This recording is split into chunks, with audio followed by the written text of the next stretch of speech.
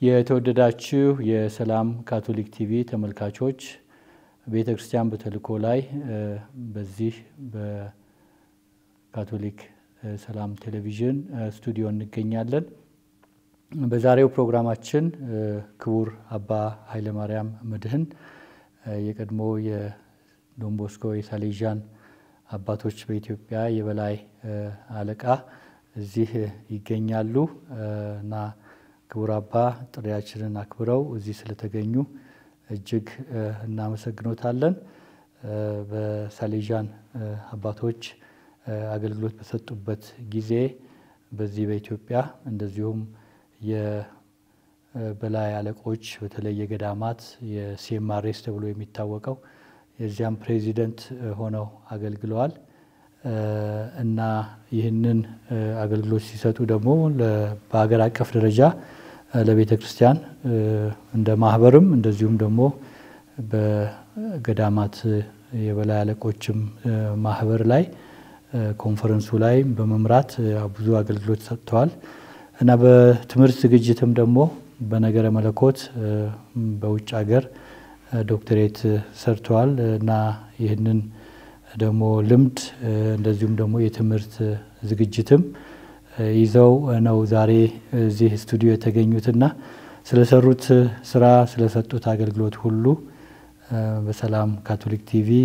ስም እናመሰግናለን። እንደዚሁም ደግሞ ከዚህ ቀደምም በካቶሊክ ቴሌቪዥንም በተለያዩ ፕሮግራሞች ከሳሌዣን አባቶች ጋር ብዙ ሰርተናል። በቅርብ በተለይ ደግሞ 50ኛ ዓመት እዚህ በኢትዮጵያ የሳሌዣን አባቶች እንቅስቃሴ የተጀመረበትን 50ኛ የወርቅ ኢዮቤልዩ በተከበረም ጊዜ ከሰላም ካቶሊክ ቲቪ ጋር በጋራ ተሰርቷል እና ይህ ደግሞ ለቤተክርስቲያን ትልቅ በረከት ነውና በዚህ ላይ የእርሶ ሚና ትልቅ ነበር እና ደስተኞች ነን። ዛሬም ደግሞ በአንድ ርዕሰ ጉዳይ ላይ በተለይ የእመቤታችን የቅድስት ድንግል ማርያም በቅርብ ጊዜ በቅድስት መንበር በኩል የወጣ ቅዱስነታቸው ፖፕ ሌዮ 14ኛ የሰጡት አንድ ትልቅ መልእክት አለ እና በዚህ በእመቤታችን ባላት በደህንነት ታሪክ ውስጥ ያላት ቦታ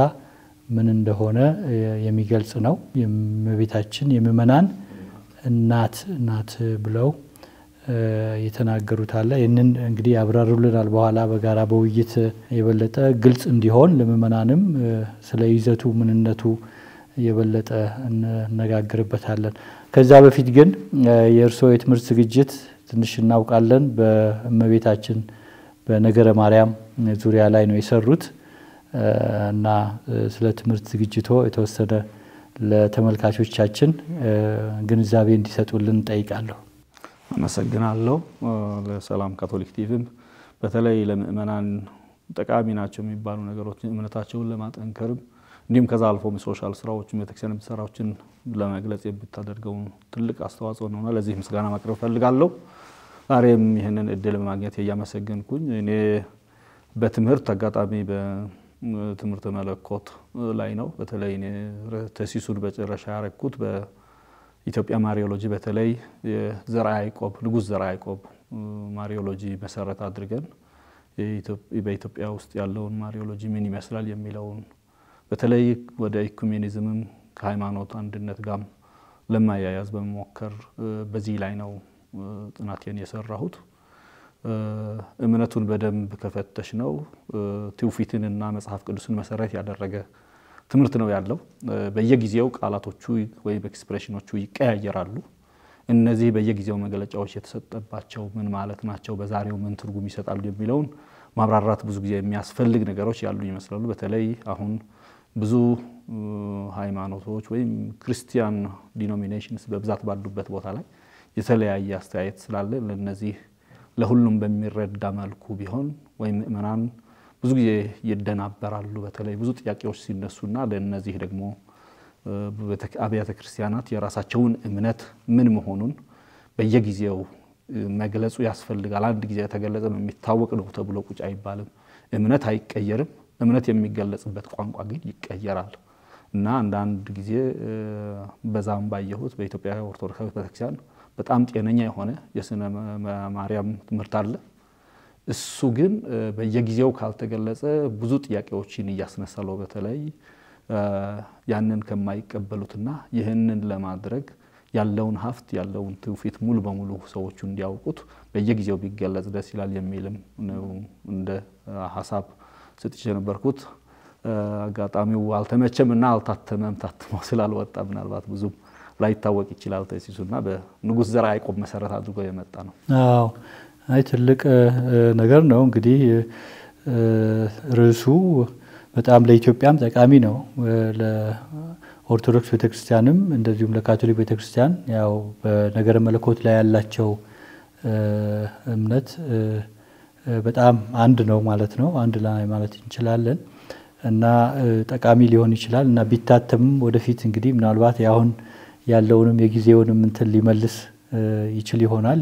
ሰዎችንም ሊያነሳሳ ይችላል። የበለጠ በዛ ላይ ግልጽ የሆነ ነገር መስጠት እንዲቻል ምእመናንም የበለጠ ግንዛቤ እንዲኖራቸው ሊያደርግ ይችላል ብለን እናስባለን። እንግዲህ እሱ ሊመጣ ይችላል። ግን ወደዚያ ከይዘቱ ላይ ትንሽ ብናይ ማለት አሁን የጥናቱ ላይ ያለው ነገር እንደው ትንሽ ገባ ብለው ግንዛቤ ቢሰጡንም ምናልባት ጥሩ ሊሆን ይችላል። ጥናቱ ላይ ማለት ያጋጣሚ ሆኖ የዘርዓ ያዕቆብ ጽሁፋት በብራና በተለያየ መልኩ አሉ። ግን ያጋጣሚ መሰረት ያደረኩት ወደ ውጭ ሀገር ቋንቋ የተተረጎሙ በግዕዝና በጀርመን በግዕዝና በጣሊያንኛ በግዕዝና በእንግሊዝኛ ታትመው በክሪቲካል ኤዲሽንስ ተሰርቶ የቆዩትን ጽሁፎች መሰረት አድርጌ ነው ያየሁትና እሱም በተወሰነ መልኩ ደግሞ በግዕዝ ሊጡርጊያ በምንጠቀምበት አካባቢ ያደኩ ሰው በመሆኔ ደግሞ በተለየ መልኩ ሊጡርጊያው በተለይ ኢትዮጵያ ስርዓትን ያየሁኝ ነበር። ዛላይም የተወሰኑት ኢንፎርሜሽኖችን በደንብ ነበሩኝና እሱን ሳየው እና ካለኝ ከስነ መለኮት ትምህርት የተማርኩበትን መሰረት አድርጌ በተለይ መጽሐፍ ቅዱስን መሰረት ያደረገ ትውፊትን መሰረት ያደረገ ትምህርት ነው ያየሁት። ዘርዓ ያዕቆብ በጻፋቸው በተለይ ማርያምን ቤተክርስቲያን ማርያም በሚመለከት ዛላይ ምናልባት ሁሉ ጊዜ ማየት ያለብን ከቅድስት ሥላሴ ጋር ምን ግንኙነት አለው የሚለውን ማየት ያስፈልጋል። እሱ ጋር ያልተገናኘ የቤተክርስቲያን ማርያም ትምህርት ቦታ ሊያገኝ አይችልም። ከቅድስት ሥላሴ መሰረት ያደረገ ነው። ከሱ በኋላም ከክሪስቶሎጂ ወይም ስለ ክርስቶስ ከሚያጠናው ትምህርት ጋር የሚገናኝ ነው። ለምን ልጇ ነው የሱ ተከታይ መሆና ነው። በኋላ በተለይ ከዮሐንስ ወንጌል ምዕራፍ 2 ቃና ዘገሊላ ያለው ጋር ስናየው ከእናትነት ከስጋ እናትነት ወደ ተከታይ የሱ ሐዋርያ ወደ መሆን ነው የምትገባውና ከሱ ጋር ያላት ግንኙነት ምን ይመስላል የሚለው እሱም ጤነኛ ሆነ ከሱ ጋር ጤነኛ የያዘ ነው። ሶስተኛው በቤተክርስቲያን ውስጥ ያለ ነው። ቤተክርስቲያን እንላለን። ቤተክርስቲያን አንዲት ቅድስት ሐዋርያዊት ብለን የምንይዛት ቤተክርስቲያን ናትና የቤተክርስቲያንን ማንነትን ያዘ ቤተክርስቲያን መሰረት ሆና ጴንጤቆስጤ ላይ ቤተክርስቲያን ስትመሰረት ከሐዋርያቶች ጋር ሆና አብራ የነበረች አብራም የምትቀጥል ለምን እኛ የቅዱሳን ሱታፌ ብለን እናምናለንና ያለፉት ገና ምናልባት በንስሐ ቦታ ላይ የኛ ጸሎት የሚያስፈልጋቸውና አሁን ደግሞ በዚህ ዓለም ያለን አብረን ስላለን ከዚህ መልኩ ደግሞ ከቤተክርስቲያን ጋር አንድ ሆና የተጓዘች የቤተክርስቲያን አካል ሆና የተጓዘች ናት። ምናልባት አንትሮፖሎጂካል ፓርቲም የሚያስፈልግበት ጊዜ ነው። ስለ ሰው የሚያጠናው ፓርቲም አስፈላጊ ነው። ለምን እንደኛም ሰው ናት። ስለዚህ አራቱንም ጋር የተገናኘ ሆኖ ነው ያገኘሁት። ትሪኒታሪያን፣ ክሪስቶሎጂካል፣ ኤክሌዚዮሎጂካል እና አንትሮፖሎጂካል የሆኑ እነዚህ አራቱም ከቅድስት ሥላሴ ከክርስቶስ ከቤተክርስቲያንና ከሰው ማንነት ጋር የተገናኘ ይህንን የያዘ መሰረታዊ የሆነ ነገር ያለው ነው። እምነቱ ዛላይ ይመሰረታል። ግን በየጊዜው ይህንን የምንገልጽበት አገላለጽ ግን በየጊዜው አንዳንድ ችግሮች ይፈጥራሉና እዚህ ላይ ምናልባት አሁን ብዙ ጊዜ በተአምረ ማርያም የምናገኘው ያለ ቤተክርስቲያን ማርያም አማላጅነት ዓለም አትድንም ይላል።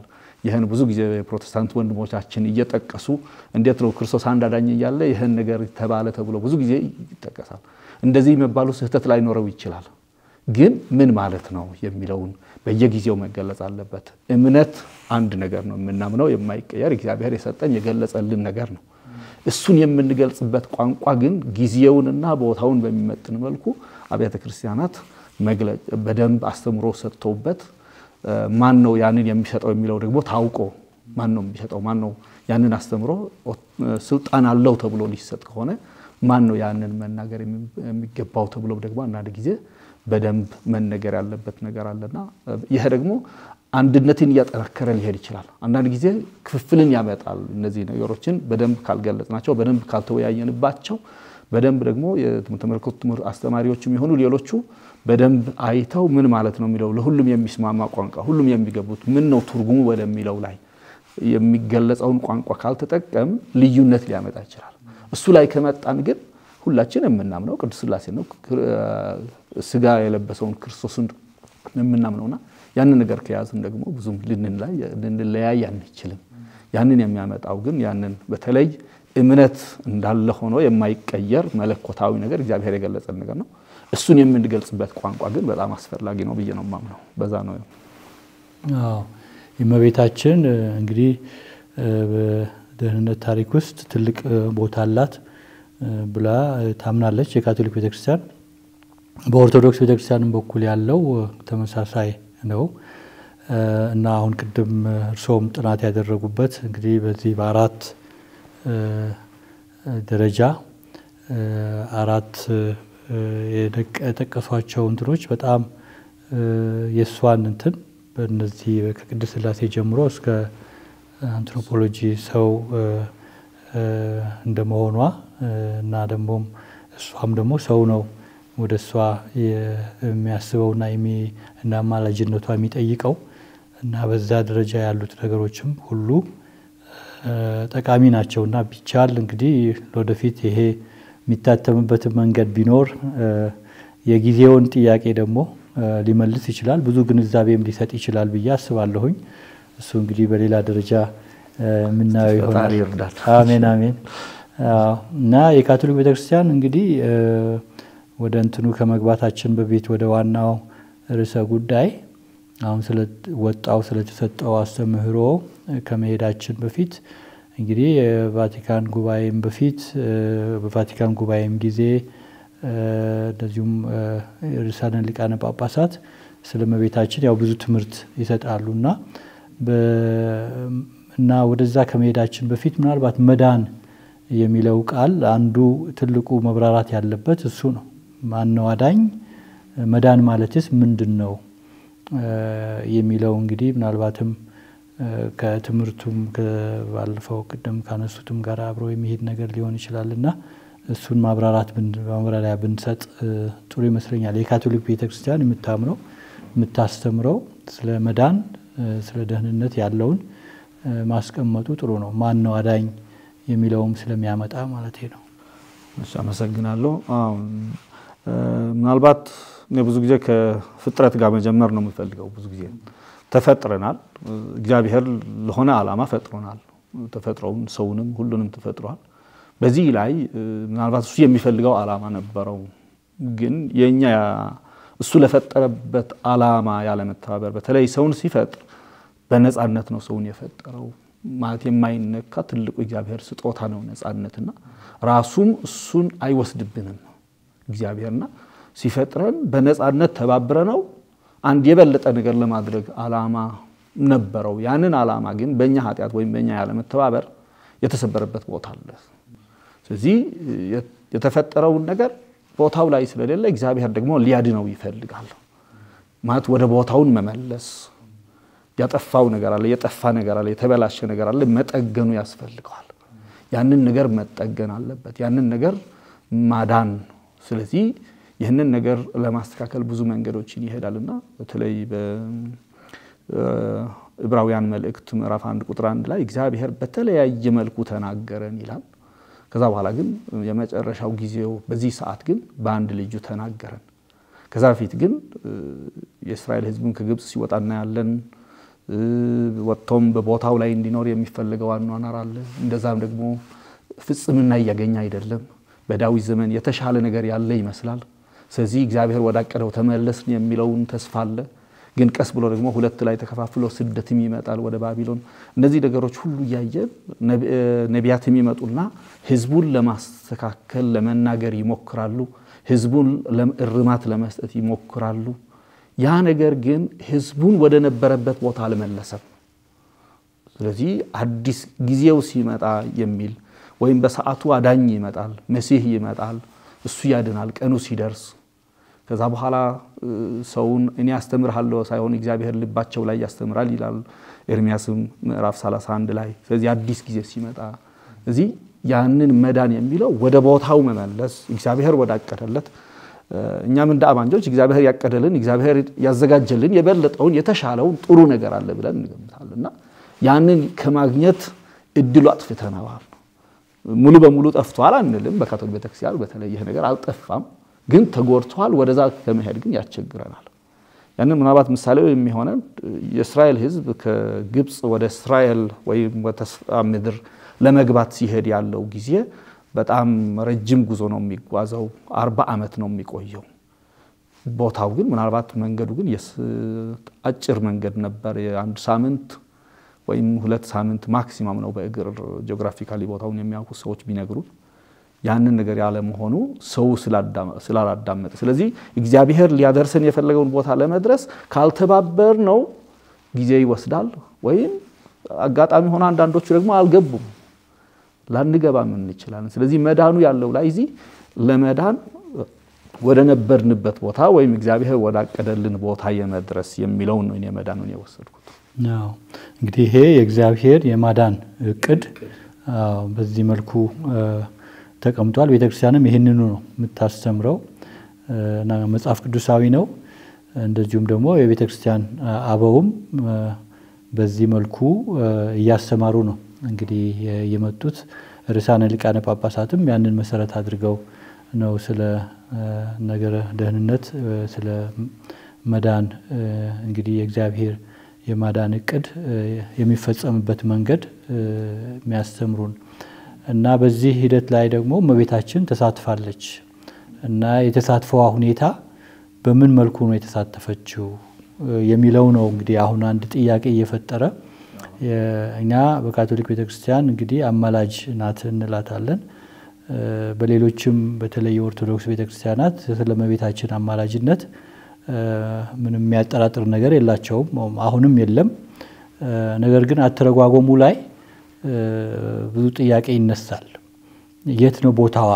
በዚህ በእግዚአብሔር የማዳን እቅድ ውስጥ በክርስቶስ በኩል የመጣው የማዳን ተግባር ላይ በምን ሁኔታ በምን ደረጃ ነው የተሳተፈችው የሚለው እንግዲህ ሁሉም በየራሱ የሚወስድበት መንገድ አለ በተለይ ደግሞ እመቤታችን ያላት ሚና ይሄ ነው ተብሎ ቤተክርስቲያን በመታስተምርበት ጊዜ ከእመቤታችን ጋር በጣም የቀረቡ ምዕመናንም ይሁን ወይ ደግሞ በሆነ ዘመን ላይ የበለጠ የማወዳደር ወደ ያልሆነ ትኩረት በመስጠት ችግሮች ይፈጠራሉ እና በዚህ ምክንያት ቤተክርስቲያን በየጊዜው ታስተምራለችና አሁንም ታረጋለች አሁን በዚህ እንትን ከመግባታችን በፊት እንደው የእመቤታችን አማላጅነት ምንድነው የሷ ቦታ የት ነው የሚለውን ቢያብራሩልን ይሄም የሚሄደው ከድህነት ታሪኩን በደንብ የመረዳት አንድ ማለት የምናወራው ያለው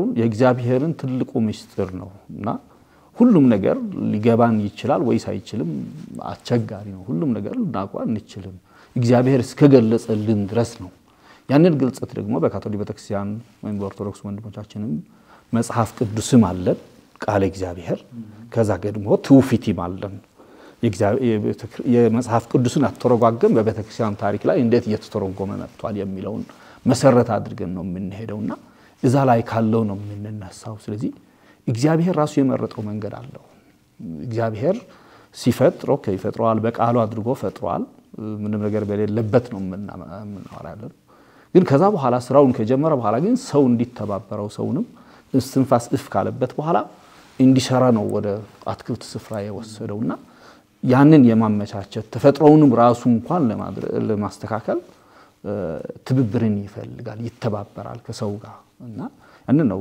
ሰውም ሲፈጠር እየቀጠለ ነው ሰው እየተወለደ ነው አባትና እናት ባይተባበሩ ልጆቹ ከየት ይወለዳሉ መተባበሩ አለ የእስራኤል ህዝብን እንኳን ከግብጽ ሲወጣ ሲናይ ሙሴ ነው እንዲመራው የተጠራው ሰውን ምናልባት ሄሮዶስንም ግብጻውያንም አስፈራርቶ በመነም በልኩ አስነስቶ ሊያወጣ ነበር ይሆናል እና ታምራቶቹን እኮ ይሰራል ባህሩን እኮ በሁለት ከፍሎታል ተለቅ ያለ በጣም ትልቅ ታምራት ነው ሙሴ የማይችለው ነገሮች አሉ ሙሉ በሙሉ ሙሴ አይደለም የሚሰራው ግን እግዚአብሔር ያቀደው እግዚአብሔር ያየውን ችግር ራሱ ሊፈታ ሰዎችን የማምጣቱ ጉዳይ አለ እዚህ ላይ ያንን ሁሉ ሄዶ ግን ራእይ ዕብራውያን መልእክት ቅድም ጠቅሻለሁ ምዕራፍ 1 ላይ የሚለው አለ እግዚአብሔር አምላካችን በተለያየ መልኩ በነቢያትም ተናገረን በእኛ ዘመን ግን በአንድ ልጁ ተናገረን ይላል ጳውሎስም በገላትያ ወደ ላከው መልእክት ምዕራፍ 4 ላይ ጊዜው ሲደርስ ከሴት ተወልዶ በሕግ ስር ሆኖ እኛን አድኖ አባት ብለን የምንጠራበትን መንፈስ ሰጠን ስለዚህ የግልጸቱ ይሁን የማዳኑ ስራ ይሁን የፍጥረቱ ስራ ሁሉም ፍጽምና የሚያገኘው በክርስቶስ ላይ ነው ስለዚህ ጌታችን ኢየሱስ ክርስቶስ መሲህ ሆኖ ይመጣል የተባለው ስለዚህ የሚያድንም እሱ ነው ግን በዚህ ስራ ላይ ግን ሰዎችን የማሳተፉ ስራ የእግዚአብሔር ምርጫ ነው እግዚአብሔር መርጦ እያሳተፈ ነው ያለው በጸሎት ሃይማኖቱም እየደገምነው ነው ስለዚህ ከእመቤታችን ቅድስት ድንግል ማርያም በድንግልናዋ ተወልዶ እኛ መሐከል ላይ አድሮ ሰው ሆነ የሚለው ከዮሐንስ ወንጌልም የተወሰዱ አሁን መጽሐፍ ቅዱስ መሰረት ያደረገ ግን አብረን አማኞች ሳንከፋፈል ገና በጉባኤ ኮንስታንቲኖፖል ያወጅነው ጸሎት ሃይማኖት ነው ዛሬም እየደገምን ያለነውና እዛ ላይ ኦሬዲ ሰዎች አሉ የሚተባበሩና የእመቤታችን ቅድስት ድንግል ማርያም አማላጅነቱ የሚመጣው ቀርባ ክርስቶስ ጋር በመኖሯ በተለይ ከሁሉም ፍጥረት ከሁሉም ሰዎች በበለጠ በእግዚአብሔር የማዳን ስራ ላይ የተሳተፈች ናት ማለት ስናየው ታሪኩ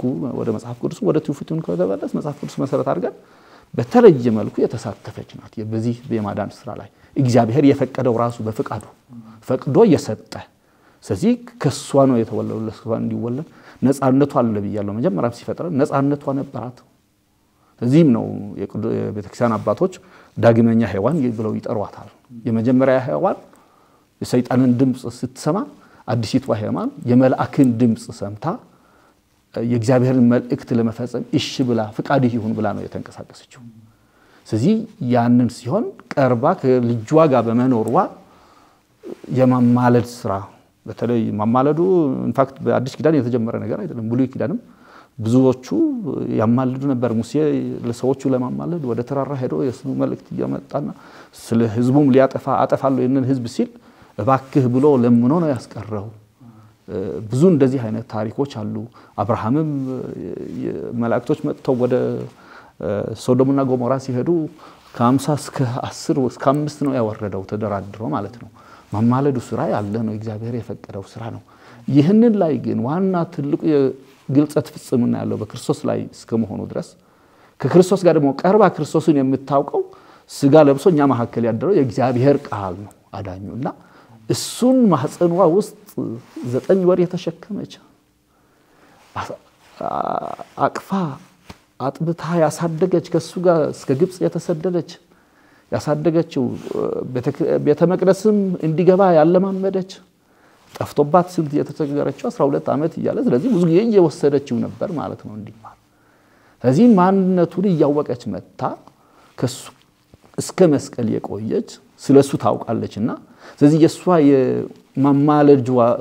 አማላጅ የመሆኗ ስራ የሱን መውሰድ ሳይሆን የሱን ጸጋ እንዴት አድርገን ማግኘት እንደምንችል ታገናኘናለች ከሱ ጋር ለምን ታውቋለች ከኛ በበለጠ ይህ ደግሞ ለቅዱሳን ሁሉም የተሰጠው ግን ከሁሉም ቅዱሳን በላይ ግን ለሷ በተለይ ከሁሉም በልጣ የቆየች ከሱ ጋር የኖረች እሱን የምታውቅ እሱንም የተከተለች እስከ መስቀል ድረስ ተከትላ መስቀል ላይ ልጇ ሲሞት ምስክርነቷን የሰጠች ዛላይም እናትነትን የተነጠቀች ይላል አንዱ ጸሐፊ ቮን ቫልታዛር አንድ ጀስዊታዊ ትልቁ አስቃይ ይላል ዛው ላይ አንቺ ሴት እነሆ ልጅሽ ስትባል ስለዚህ እኔ ልጅሽ አይደለሁም ልጅሽ የሱ ነው ተብላስ ከዚህ የበለጠ እናቱ ናት በስጋ እናቱ ናት ማንንም ሊክደው የማይችል ነው ግን እሱንም አይደለም በቃ ካሁን በኋላ እሱንም አታስቢ የመንፈሳዊ እናት ሆነች የሌሎችን እናት ሁኚ ስትባል የእናትነት መብትም ነው የተነጠቀችው እስከዚህ ድረስ ከሱ መስቀል ጋር ተካፋይ ናት ከሱ ጋር መስቀል ጋር የሚካፈሉ ደግሞ ከሱ ጋር በክብር ይኖራሉ እዚህ ከሱ ጋር በክብር እስከሆነች ደግሞ ማማለት ይችላልች ከሚል ነው ቤተክርስቲያን የያዘችውና ይሄ ትምህርት ነው ቋላው ያለው ትልቁ ለሷ ያለው ክብር ሰው በመሆኗ ሳይሆን የአምላክ እናት በመሆኗ ነው የምናከብራት እና በዚህ ላይ ደግሞ እንደ አማላጅ ሲባል ደግሞ አንዳንዴ ያሉት ኮንፊውዥኖችም አሉ። ብዙ ሰው እመቤታችን ቅድስት ድንግል ማርያም ከክርስቶስ ጋር እኩል ተደርጋለች የሚል ስያሜም ወይም ደግሞ የማምለክ እሷንም እና ታመልካላችሁ የሚባልበት ሁኔታም አለ እና ይሄ በማምለክና አክብሮት በመስጠት መካከል ያለውም ልዩነት አንዳንድ ጊዜ ሰዎች በአግባቡ አይረዱትምና እዚህም ላይ ምናልባት ማብራሪያ መስጠት ያስፈልግ ይሆናል።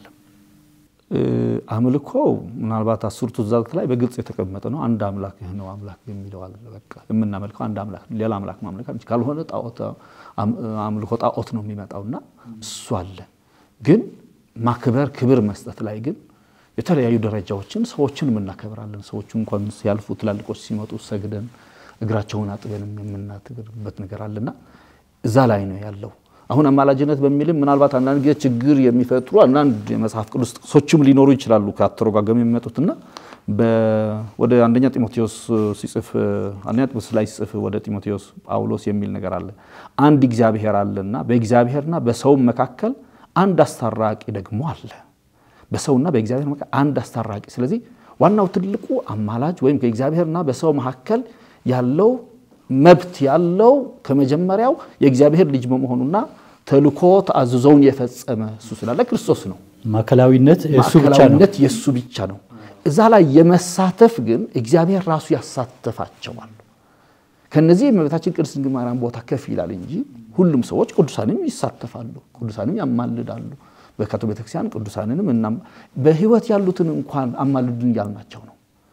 ይህንን የምድር ጉዞ ጨርሰው ከእግዚአብሔር ጋር በክብር አሉ ያልናቸው ሰዎች እንዲማልዱልን ነው የሚፈልጋለው። ለምን መንገዱን ተጉዘውታል፣ ፈጽመውታል። ስለዚህ ያውቁታል፣ ቀርበው ያውቁታልና ወደ ክርስቶስ እንድንቀርብ ይሄ ደግሞ እግዚአብሔር ራሱ የፈቀደው ቃና ዘገሊላ ላይም ያለው እሱ ነው። እሷ እኮ ተካፋይ ነው የሆነችው። እዛ ላይ ወይን እኮ የላቸውም። ጌታችን ክርስቶስ ሊያይ ይችል ነበር እንጃ። እሱ እንደሚስጥርንተው እሷ ባትናገረው ሊያይ ይችል ነበር፣ አያየም። እነዚህ ያልተገለጸልን ጥያቄዎች ብንተዋቸው ግን የተገለጸው ላይ ግን እሷ ነው ያየችው፣ አይታ ነገረችው። ከዛ በኋላ መልስ አንቺ ሴት እኔና አንቺ ምን ነው የሚያገናኘው? ምን ያገባን አይነት መልስ አለ። አንዳንድ ጊዜ እንደወቀሳ የሚያስቀር እንደወቀሳ ግን አይደለም። አንዳንድ ጊዜ መንገዶችን ለማስተካከል ከተፈለገ ጠንከር ያሉ ቃላት ይጠቀማል። አንድ ቦታ ላይ አንድ ሴት ስትጠይቀው ልጇን እንዲያድናት የሰው ምግብ ወይም የልጆችን ምግብ ለውሾች መስጠት ጥሩ አይደለም ይላል። እሷ ደግሞ በጣም ነው የበለጠችውና ምን ትላለች? አዎ ከልጆቹ የወደቀው ርፍራፊ ግን ውሾቹ ይለቅማሉ ስትለው፣ አዎ እምነትሽ አድኖሻል፣ ልጅ ድናለች ነው የሚለውና እዚህ ላይ መንበት እንዲያን ቃል ይሰጥ እንጂ እሷም የገባት ነው የምትመስለው። እሷ ትልቅነት የሱ ተከታይ ወደ መሆን ማለፍ ያለባት በደንብ የገባት ይመስላል።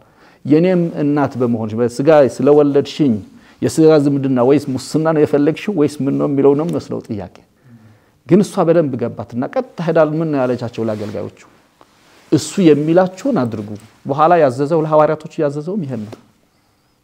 ሄዳችሁ እኔ አስተማርኳችሁን አስተምሩ። እዚህ ላይ ነው የቀጠለችና ለዚህ ላደረገ ሰው ይሄንን እድል ለሰጠን ሰው የማክበር የኛ ግዴታ ነው።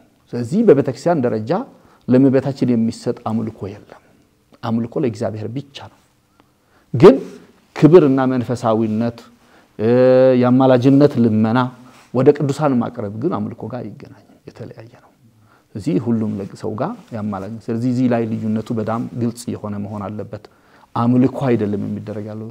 ለእመቤታችን በዓላት እንኳን ስናከብር ያንን ቀን የምን አምልኮ ስርዓት ላይ ያለው ሁሉ ጊዜ በጌታችን ኢየሱስ ክርስቶስ ጋር መሪነት አብረን ወደ እግዚአብሔር መስዋዕት ማቅረቡን ነው የምናደርገው።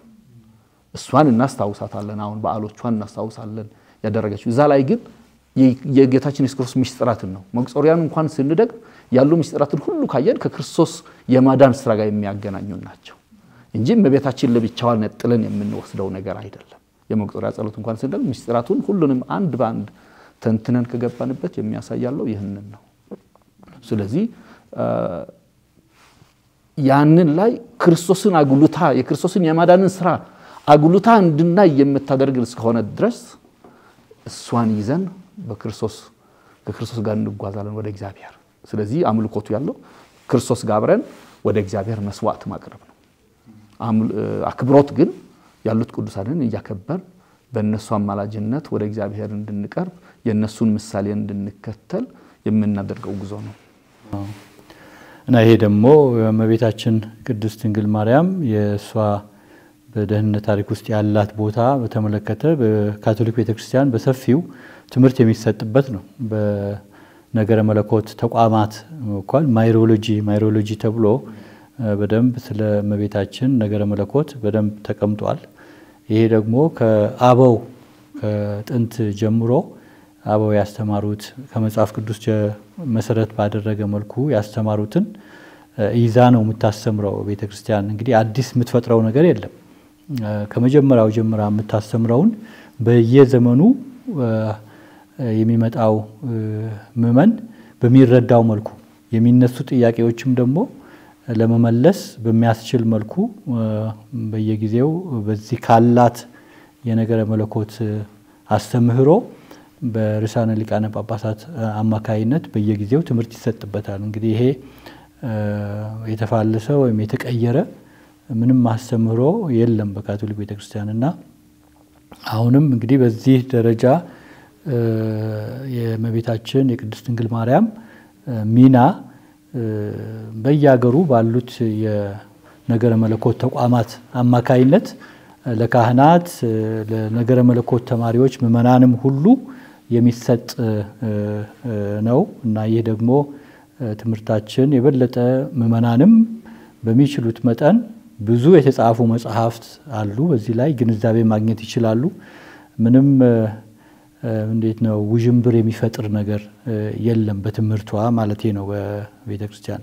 ግን ከኛ የሚጠበቀው ግን ቤተክርስቲያን የምታስተምረውን አስተምህሮ በመጽሐፍ በተለያዩ መንገድ በካቶሊክ ካቴኪዝም በሰፊው ተገልጿል። ከመጽሐፍ ቅዱስ መሰረት ተደርጎ የተቀመጠ እና ይሄን ደግሞ የማንበብና የመረዳት ደግሞ ኃላፊነት የሚመኑ ነው።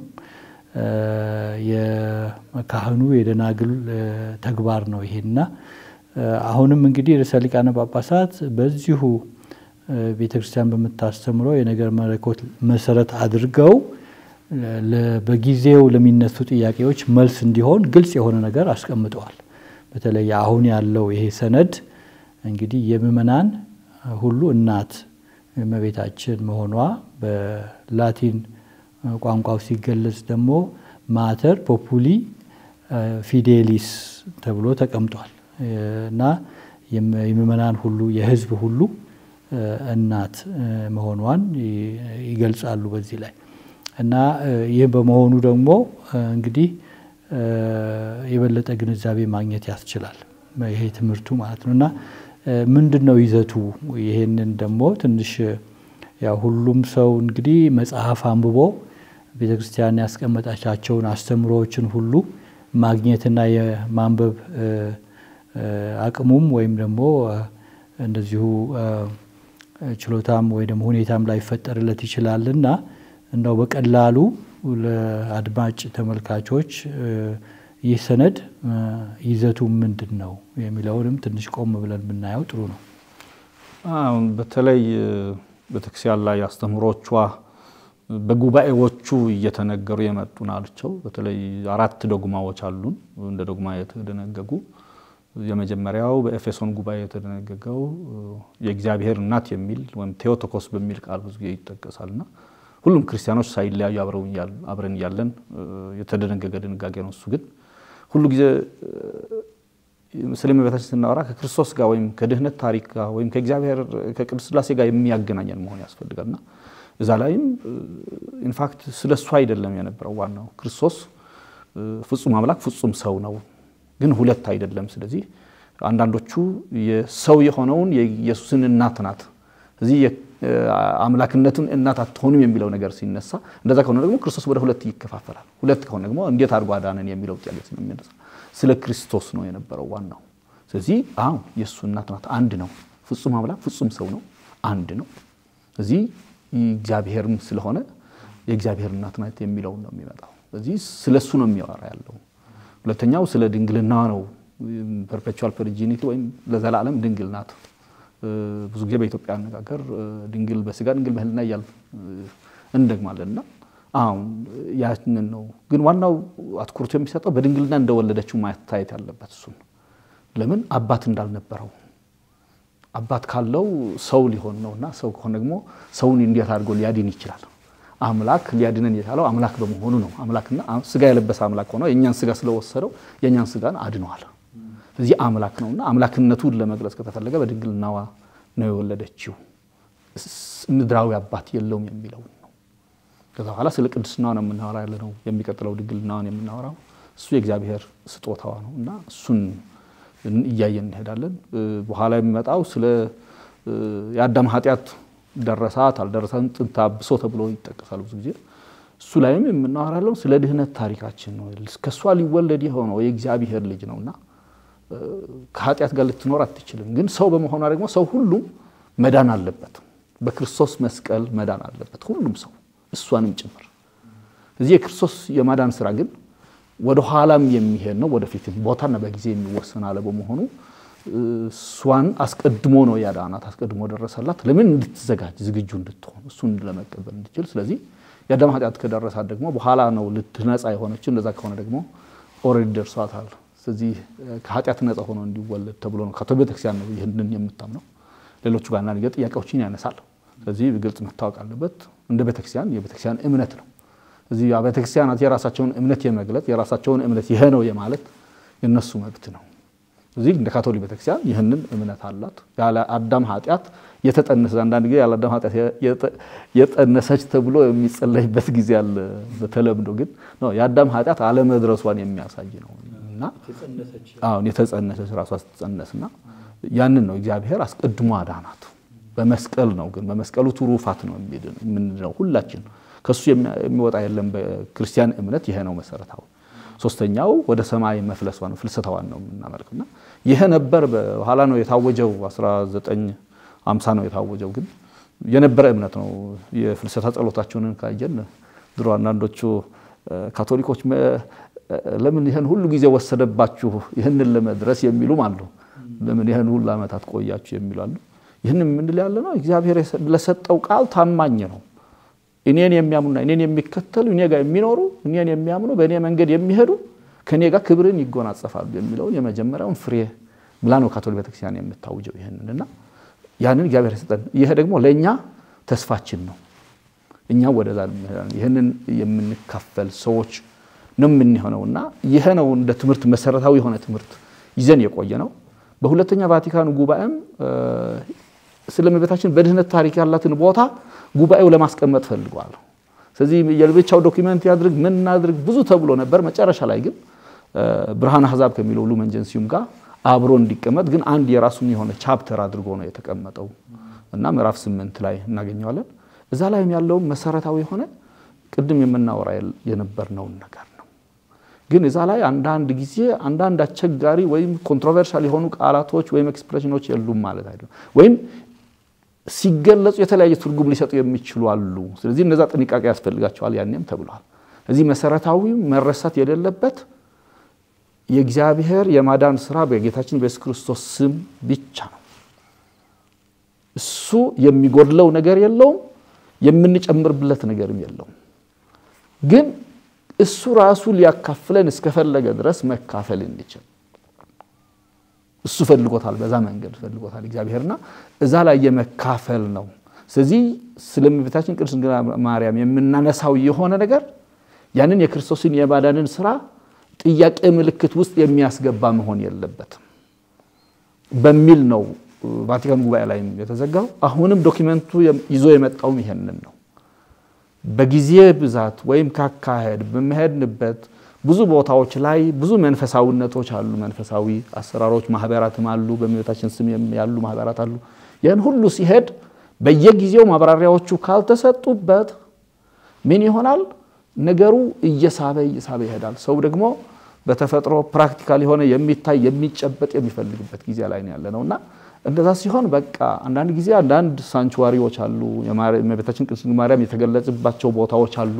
በእነዚህ ቦታዎችም ይሁን ሌላ ቦታ ላይ በማህበራት በተደራጁ የቤተክርስቲያን አካላት በሆኑት አንዳንድ ጊዜ የሚመጡ ቃላት ሳያስተውሉ ከእውቀት በማነስ ከክርስቶስ ጋር የማወዳደር ወይም የክርስቶስን የመርሳት ይሄ አዳዲስ ቃላቶች አሁን ኮሬደም ትሪክስ በሚል ወይም አብሮ የሚለውን አሁን ፓራሌል ነው የሚያስቀምጥ ያለው የሚል ትርጉም ሊሰጠው ይችላል አሁን ሰዓት ደግሞ ምናልባት ድሮ እንደነበረው ሃይማኖቶቹ ሞር ወደ አንድ ላይ ያሉ ሳይሆኑ የተለያዩ እምነቶችን የተጀመሩበት ጊዜ ስላለ ሰዎች የሚረዱበት የተለያየ ሊሆን ስለሚችል እነዚህ በተለይ ለእመቤታችን የምንሰጣት ቦታዋን ሳንነፍጋት እግዚአብሔር የሰጣት ነው እኛ የምንሰጣት አይደለም እግዚአብሔር የሰጣትን ክብር እግዚአብሔር የሰጣትን በድህነት ታሪክ የመሳተፍ ለኛ ማላጅ መሆን ከክርስቶስ ጋር አብራ እስከ መስቀል የተጓዘች በመሆን ያገኘችውን ክብሮችና የሚያስፈልጋትን ሁሉ ሳይነፈጋት ግን ይሄንን ለመግለጽ የምንጠቀማቸው ቃላት ግን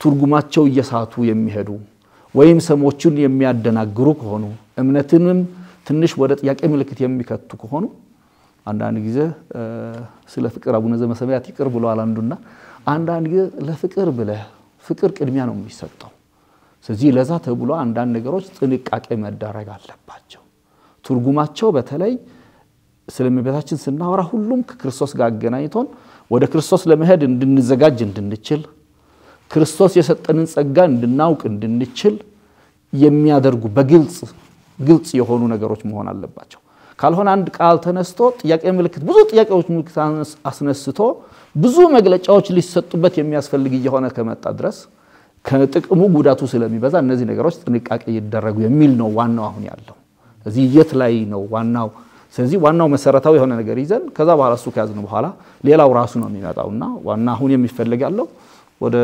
ከቫቲካን ጉባኤ 65 ዓመተ ምህረት ነው የተዘጋው አሁን 2025 በፈረንጅ ነው ያለነው ስለዚህ ይሄንን ሁሉ አመት 50 አመት አልፎታልና ከዛ በኋላ ያለው ማህል ላይ አንዳንድ የተወሰኑ አስተምሮች እየመጡ ነበር ግን ትንሽ ሞር አንድ ላይ በሰብሰብ ባለ መልኩ ምን ይመስላል የሚለው ለማምጣትና በአማኞች ማህል የሚመጣውን የመደናገር ጉዳዮችን እምነቶችን ለእምነት እንቅፋት የሚሆኑ ነገሮች እንዳይመጡ ለዚህ ጥንቃቄ እንዲሆን ተብሎ የመጣ መመሪያ ነው እንጂ አዲስ ትምህርት ይዞ የመጣ አይደለም ቤተክርስቲያን የነበራት አዲስ ትምህርት ነው ሁለተኛው ምናልባት መንካት የሚያስፈልገው አንድ ጊዜ በቫቲካን ጉባኤ መጀመሪያ ላይ አካባቢ ነው መሰለኝ አሁን ማን እንዳለ ትዝ ያለኝ አይደለም ቃሉን እምነታችን አንድ ነው ማለት የእምነታችን ጉዳይ አንድ ነገር ነው እምነትን የምንገልጽበት ደግሞ የተለያየ ነው የሚል ነበርና ቫቲካን ጉባኤ ለምን ነው የመጣው ሲባል ሁለተኛው ቫቲካን ጉባኤ ያለን እምነትን በአዲሱ ቋንቋ ሰዎች በሚረዳቸው ለመግለጽ ነው ተባለው እዚህ አዲስ ነገር አዲስ ዶግማ አልታወጀም ያኔ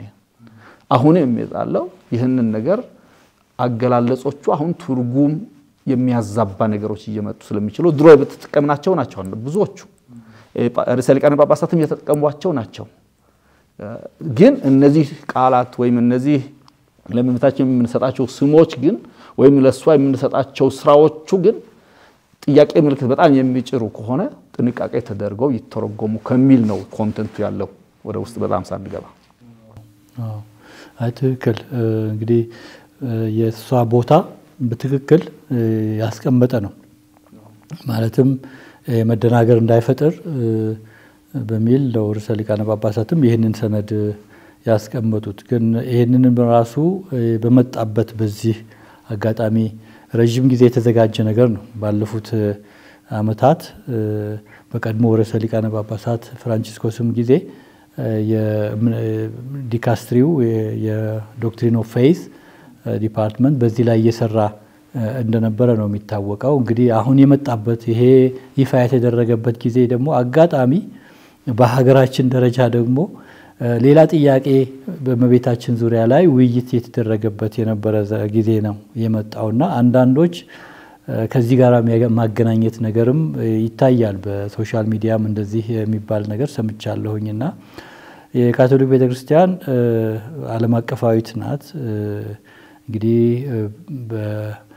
በሁሉም ሀገር አለች ከ1.4 ቢሊዮን ተከታዮች በላይ አላት እና ይሄን እንደዚህ አይነት አስተምሮ ስታወጣ ላንድ ቦታ ላንድ አካባቢ ብላ አይደለም የምታወጣው ሰፋ ባለ መልኩ እንግዲህ የጊዜውን ሁኔታ በማየት ለሁሉም ነው የምታወጣው። ለአንድ ቦታ ወይም ለአንድ አካባቢ ለአንድ ሀገር የሚባል ለዓለም ሁሉ ላሉት ካቶሊካውያን የሚሰጥ እና በተለይ አሁን በመናይበት ጊዜ በብዙ ሀገራት ይሄ ትምህርት ይሄ የነበረ ነው የካቶሊክ ቤተክርስቲያን የድሮው ማስተምሮ ነው አዲስ ነገር የለም ብለው ይላሉ። እውነትም ነው። በሌሎች በምዕራቡ ሀገር ያሉ ካቶሊካውያን በሌላም አፍሪካ ሀገራት ያሉት ስትሬስ ለማድረግ የበለጠ አጽንኦ ለመስጠት የሷን ቦታ አንዳንድ መደራግሮች እንዳይፈጠሩ ለማድረግ ነው ብለው አዲስ አይደለም ይላሉ። አንዳንድ ደግሞ ቦታ ደግሞ በተለይ እኛም አካባቢ የሚታየው አሁን እኮ ካቶሊካውያን አሁን እንትን ብለዋል ትክክለኛውን እንትን አምጥተዋል የሚል የሷን ቦታ እንደዚህ ለውጠውታል የተቀየረ ነገር አለ ብለውም የሚያነሱ አሉ ይባላልና ለኛም ለካቶሊካውያን እንደዚሁም ካቶሊክ ላልሆኑ በጎ ፈቃድ ላላቸው ይህንን ፕሮግራም ለሚከተሉ ግልጽ ለማድረግ ነው ይህንን ማነሳውና የካቶሊክ ቤተክርስቲያን አስተምሯ አልቀየረችም የሚለው ነገር ነው በዚሁ ለማንሳት ነውና አልተቀየረም እንዳሉት እርሶም በርግጥ እነዚህ አይነት ነገሮች ሁሉ ጊዜ ይነሳሉ። አንዳንድ ሰዎች ደግሞ እንደዚህ አይነት ጥያቄዎች የሚያነሱበት የራሳቸው ምክንያት አላቸው ለማብራራትም አይደለም የሌላ ቤተክርስቲያን ጉዳይ ላይ ገብተው መናገር የሚፈልጉም አሉ በራሳቸው ምክንያት የእምነትም ጉዳይ ግድ ብሏቸው አይደለም አንዳንዶች ይሄንን የሚያደርጉት። ሆኖም እኛ አቋማችንን ደግሞ ለምእመናኖቻችን ማስረዳት ስላለብን ነውና ስለዚህ በዚህ ላይ እንግዲህ ርዕሰ ሊቃነ ጳጳሳት አስተምሮ በሚሰጡበት ጊዜ ሁሉ ጊዜ ሳንደናገር ቤተክርስቲያን ወጥነት ያለው አስተምሯ የበለጠው ወጥነት ባለው መልኩ ደግሞ ግንዛቤ እንዲኖረን የማወቅ ኃላፊነትም የኛ ተግባር ነውና በተለይ በአስተምሮ ደረጃ የሚያስተምሩ አባቶች በስብከታቸውም እንደዚሁም ደግሞ በተለያየ ሁኔታ አስተምሮ በሚሰጥበት ጊዜ ለዚህ ግልጽ የማድረግ ኃላፊነትም እንዳለ በዚሁ መገለጽ አለበት። በዚህ የሚሉት ካለ በርሶ በኩል የሚጨምሩት ካለ? ሁለት ነገሮችን ማየት ፈልጋለሁ። አንዱ የአብያተ ክርስቲያናት የራሳቸው እምነት ዲፋይን ወይም ትርጉም የመስጠትና መግለጫዎችን የመስጠት ኃላፊነት የአብያተ ክርስቲያናቱ ነው። አሁን ካቶሊክ ቤተክርስቲያን ምን ታምናለች የሚለው መግለጽ ያለባት መብቷም ስራዋም የሷ ነው። ሌሎች ምናልባት ወደ አንድነት ለማምጣት ኮንስትራክቲቭ ክሪቲሲዝም ይባላልና በዛ መልኩ ከሆነ መረዳዳት ይቻላል ቁጭ ብሎ ማውራት ይቻላል።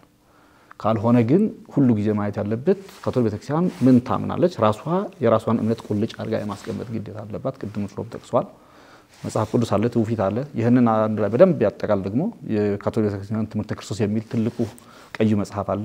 በትግርኛም ተተርጉሟል በአማርኛም አለ። ይሄንን በደንብ ማየቱ ያስፈልጋል። የቫቲካን ጉባኤም በደንብ አስቀምጦታል። ስለዚህ እምነቱን የማስቀመጥ ጉዳይ የቤተክርስቲያኗ ነው። አሁንም ይሄም ሲወጣ ማንንም ግምት ውስጥ ያስገባ አይደለም። ቢያንስ በተቻለ ግን የሃይማኖት አንድነቶችን በማይነካ መልኩ መሆንም እንዳለበት ለዚህም ግልጽ የሆነ ነገር እስካልተቀመጠ ድረስ የምናምነውን እስካልተቀመጠ ድረስ እሱን አክብሮ የሚወጣ እኛ ጋር ይችላል። የኦርቶዶክስ ቤተክርስቲያንም የራሷ እምነት የማስቀመጥ ዲፋይን የማድረግና ይሄ ነው እምነታችን ብሎ የማስቀመጥ ኃላፊነት የሷ ነው የሌሎቹ አይደለም። የፕሮቴስታንት ወንድሞቻችንም ደግሞ የራሳቸው መሰረትም አላቸው። መሰረቱን በደንብ አውቀው የራሳቸውን የማስቀመጥ ኃላፊነት አላቸው። ይሄንን የመቀበል ግዴታም የለባቸው የራሳቸው። ስለዚህ እዚህ ላይ በተለይ ተከባብሮ የመያዝ በኋላ ግን ያልገባን ነገር ግን በፖዚቲቭ አይን በአዎንታዊ አይን ታይቶ ምን ነው ያለው የሚለው አንዱ ካንዱ ለመማር መነጋገር ይቻላል። ይሄ ክርስቶስም የፈልገው አንድ እንድንሆንም ስለሚፈልገን የሚያስፈልግ ፓርት አለው። ግን ከዛ መነሳት አለበት። ሌላውን ከመውቀስ ወይ ሌላውን ክሪቲሳይዝ ከማድረግ መነሳት የለበትም። መነሻ ነጥቡ ይሄ ነው። ስለሌላው ደግሞ ብዙ ጊዜ ገብተን ይሄ ነው የማለቱ ደግሞ ብዙ መብቱም ያለን አይመስለኝም። ምን ነው የሚል አሁን የኦርቶዶክስንም ለማወቅ ከፈለኩኝ እኔ እነሱን ነው መጠየቅ አለብኝ። ምን ነው ስለዚህ የምትሉት የሚለውን መጠየቅ አለብኝ እኔ ነኝ። ስለ ካቶሊክ ማወቅ የሚፈልግ ደግሞ ካቶሊኮችን ነው መጠየቅ አለበት። ለካቶሊካውን ግን የሚለው ነገር አለ። ለምን ብዙ ጊዜ አሁን ያለው ሶሻል ሚዲያ መሄደን በጣም አጭር ነገሮችን እየፈለግን ነው።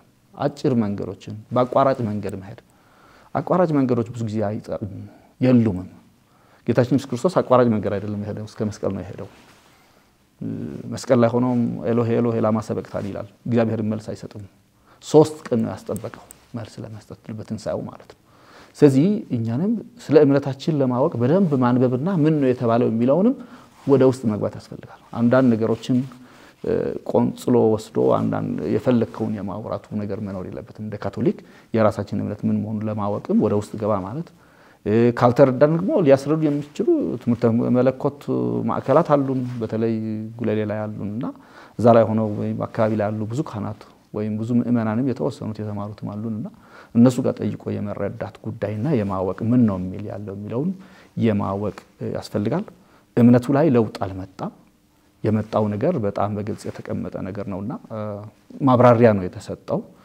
ጊዜውን የሚመጥን ማብራሪያ ማለት ነው ለጊዜው የሚሆንና በዚህ መልኩ ብናየው ነው የሚለው አይ ትልቅ ነገር ነው ያነሱት ምክንያቱም ያንዳንዱ የእምነት ተቋም የራሱን እምነት የማስተማር የራሱ እንትን ነው ነገር ግን የሌሎች እምነት ውስጥ ገብቶ በማያቀው መንገድ ቁንጽል ነገር አንስቶ ይህ ተቋም ይሄንን ያምናል ብሎ በጣም ትልቅ ድፍረትም ያለበት ጊዜ ላይ ነው ያለነውና ይሄንም ደሞ እንትን ሲታይ በጣም ነው በአንድ በኩል የሚያሳዝነው ምክንያቱም አንድን ተቋም ወክሎ የሌላ ተቋም የእምነት አንቀጽ እንዲህ ነው ብሎ በማያቀው ከመናገር ለራሱ አማኞች ስለዛ ስለራሱ እምነት የበለጠ ማስረዳት ጊዜውን በዛ ቢጠቀምበት ይሻላል ካልሆነ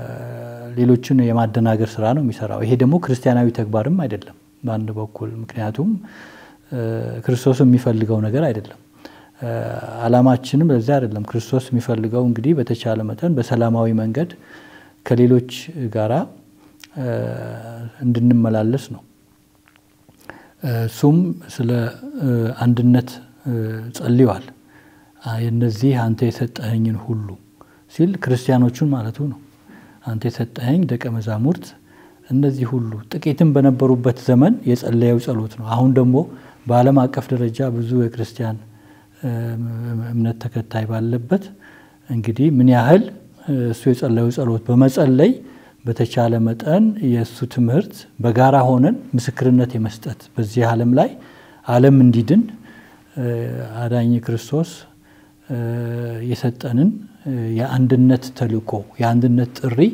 መከተል ነው ያለብን እና እግዚአብሔር ይመስገን በካቶሊክ ቤተክርስቲያን በተቻለ መጠን የሌሎች እምነትን ለመግለጽ ጊዜ ብዙ የሚያጠፋ ሰው ያለ አይመስለኝም ነገር ግን በዚህ ላይ በተቻለ መጠን እኛም እምነታችንን ሌሎችም እንደዚሁ በእኛ ላይ የሚያነሷቸው ነገሮችም አንስቶ ለምእመናን ማስረዳቱ አስፈላጊ ነው ይሄ ምለው ለምንድነው በያለበት ሌሎችን አንንካ እንላለን ጥሩ ነው አለመንካት አሁንም ይሄ መደረግ ያለበት ነው ነገር ግን የተነሱ ጥያቄዎች ደግሞ አግባብ ባለው መልኩ መልስ መስጠት ያስፈልጋል ሌላው በሚጎዳው መንገድ ሳይሆን በሰላማዊ መንገድ የእምነታችንን ማስረዳት የተሳሳቱ ነገሮችን ማረም ያስፈልጋል ስለዚህ አሁንም ርዕሰ ሊቃነ ጳጳሳት ስለዚህ አሁን ስላወጡት ማተል ፖፑሊ ፊዴሊስ የምእመናን ሁሉ እናት ስለመሆኗ በተቻለ መጠን ይህ ሰነድ ደግሞ በተለያዩ ቋንቋዎች ይተረጎማል በመላው ዓለም ስለዚህ እኛም ደግሞ በዚህ በተለያዩ ቋንቋዎች በኢትዮጵያ ተተርጉሞ ለምእመናን ሁሉ እንዲደርስ ይደረጋል እና ይሄንን ደግሞ የማድረግ ተግባር የቤተክርስቲያን ተግባር ነው ሌሎች አይደሉም ይሄንን ሰነድ ወስጠው ማስረዳት ያለባቸው ማያውቁትም ስለሆነ የሌሉበትም አውድ ስለሆነ ስለዚህ እኛም በዚህ ላይ መስራት አለብን ይሄንን ፕሮግራም ደግሞ ማድረግ ያሰብነው ከዚህ አንፃር ነው የበለጠ ለምእመናንም ይሄንን ጥሪ ለማስተላለፍ ነው በተቻለ መጠን ሰነዱን በደንብ አንብበው ለሌሎች በአካባቢያቸው ላሉት ጥያቄን በሚነሳ ጊዜ መልስ መስጠት እንዲችሉ ዝግጅት እንዲያደርጉ እና እመቤታችን አማላጅ ናት የሚለው የቤተክርስቲያን አስተምሮ አልተቀየረም። የተጨመረ ወይም የተቀነሰ ነገር የለም። ነገር ግን ግልጽ ለማድረግ በማዳን ታሪክ ውስጥ በእግዚአብሔር እቅድ የማዳን እቅድ ውስጥ ያላት ቦታ የት ነው የሚለው በተለይ ደግሞ አንዳንድ ማህበራት ቅድም እርሶም እንዳነሱት ትኩረት በመስጠት እሷ የክርስቶስ ማዕከላዊነት የማዳን ማዕከላዊነት ላይ እሷም ትካፈላለች ብሎ ማዕከላዊት ናት ወይም ደግሞ በጋራ ከሷ ጋር ኮ ሪደምትሪክስ ወይም ደግሞ ኮ ሜዲያትሪክስ በሚል አንዳንድ የሚደረጉ የጸሎትም ህብረቶች እነሱንም ደግሞ በተቻለ መጠን ትክክለኛ የሆነውን ነገር እንዲያረጉ የሷ የማማላጅነት ቦታዋ ሳይለቅ ነገር ግን የክርስቶስ ደግሞ ማዕከላዊነት ደግሞ ተከብሮ እንዲቆይ በሚል መልኩ ነው እንግዲህ መሆኑን ይሄን እንዲረዱት ነውና ስለዚህ በዚህ ጊዜ እንግዲህ በተለይ ርዕሰ ሊቃነ ጳጳሳት የሚያወጧቸው አስተምሮች በዚህ መልኩ ደግሞ ምእመናን ከዋና ምንጭ ተረተው ቅድም እንዳሉት በቁንጽል መልኩ ሳይሆን ትክክለኛ የሆነውን ትምህርት ሰፋ ባለ መልኩ አንብበው እንዲረዱ ጥሪም ለማድረግ ነውና በዚህም እንግዲህ ሶም ይህንን ጊዜ ወስደው ባሉት የሥራ መደራረብ እዚህ ድረስ መጥተው ይህንን የነገረ መለኮት በተለይ አሁን የወጣውን መልእክት በደንብ ለማብራራት ከዛም ባለፈ ደግሞ ሰፋ ያለ ግንዛቤ ስለሰጡን እጅግ ልናመሰግኖት እንወዳለን። እሺ እኔም አመሰግናለሁ። እግዚአብሔር ይስጥልኝ። የተወደዳችሁ የሰላም ካቶሊክ ቲቪ ተመልካቾች ርዕሰ ሊቃነ ጳጳሳት የምእመናን እናት በሚል ያወጡት ትልቅ ሐዋርያዊ መልእክታቸው ዙሪያ ላይ ውይይት አድርገን የበለጠ ግንዛቤ እንድታገኙ ሆኗል ብለን እናስባለን። እንግዲህ ለነበረን ጊዜ የእግዚአብሔር ስም የተመሰገነ ይሁን። የእመቤታችን አማላጅነት ሁሉ ጊዜ ከኛ ጋር ይሁን። እሷ የቤተክርስቲያን እናት ናት። የክርስቶስ እናት በመሆኗ የአምላክ እናት በመሆኗ እናከብራታለን። ይህ ክብር ደግሞ ሁሉ ጊዜ ያለ ነው እና እግዚአብሔር ሁላችንንም በያለንበት አገልግሎታችን ሁሉ ይባርክልን። መልካም ቆይታ። እግዚአብሔር የተመሰገነ ይሁን።